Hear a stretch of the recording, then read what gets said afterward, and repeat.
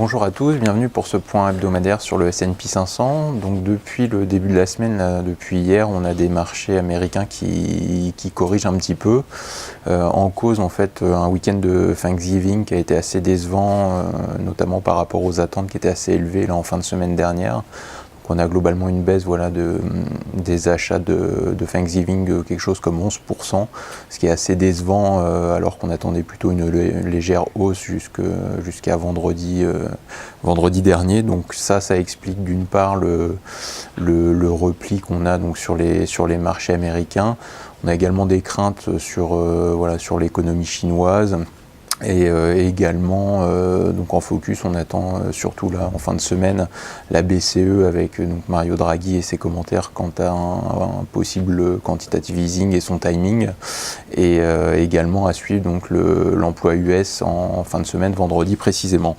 Donc là, on va dire d'ici jeudi, l'enjeu ça va être de tenir sur le S&P 500 la zone des 2050 points. On s'est appuyé dessus hier, cette zone des 2050 points, en fait c'est le contact avec une oblique ascendante que vous voyez en pointillé. Au-dessus de ce niveau en fait a servi de support, a été franchi la semaine dernière, et donc on revient le tester en possible pullback. Donc l'idée c'est soit ça relance à la hausse depuis les 2050 points, donc globalement assez rapidement depuis les niveaux actuels, soit on risque de baisser plus. Alors dans le cas où ça baisse plus, on irait directement vers les 2020 voire les 2000 points, c'est-à-dire en gros la zone haute du gap qu'on a eu fin octobre après les annonces de la BOJ. Donc ça c'est dans le cas d'une baisse directe.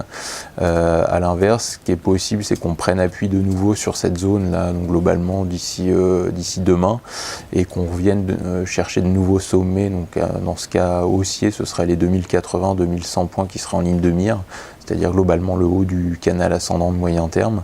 Ce qui serait assez intéressant, c'est qu'on aurait alors des indicateurs qui seraient en divergence baissière, ce qui n'est pas le cas aujourd'hui. Donc voilà, donc en gros c'est tout l'enjeu d'ici la fin de semaine. En termes de catalyseurs, donc je vous disais la BCE et l'emploi US, donc voilà, pour jauger de la tenue ou non de ce seuil intermédiaire des 2050 points. Voilà, bonne semaine à tous et à mardi prochain.